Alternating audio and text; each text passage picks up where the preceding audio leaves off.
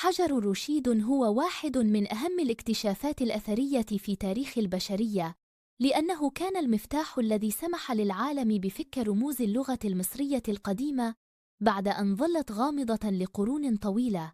اكتشف الحجر عام 1799 في مدينة رشيد بالدلتا على يد أحد الجنود الفرنسيين أثناء حملة نابليون على مصر، وقد لفت الأنظار لأنه يحمل نصاً واحداً مكتوباً ب3 لغات مختلفة: الهيروغليفية والديموطيقية واليونانية القديمة.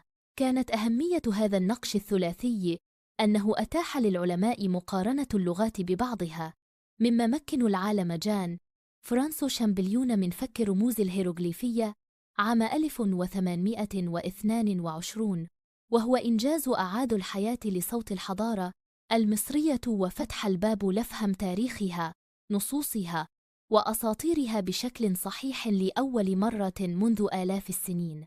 الحجر مصنوع من الجرانوديوريت الداكن، ويبلغ ارتفاعه حوالي متر، ورغم أنه مكسور من الأعلى إلا أن النقوش ما زالت واضحة.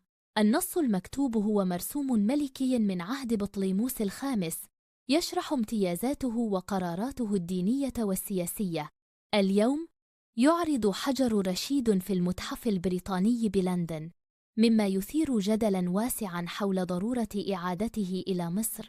فبالنسبة للمصريين، الحجر ليس مجرد أثر، بل رمز لعودة لغتهم القديمة للحياة وجزء أصيل من هويتهم الثقافية.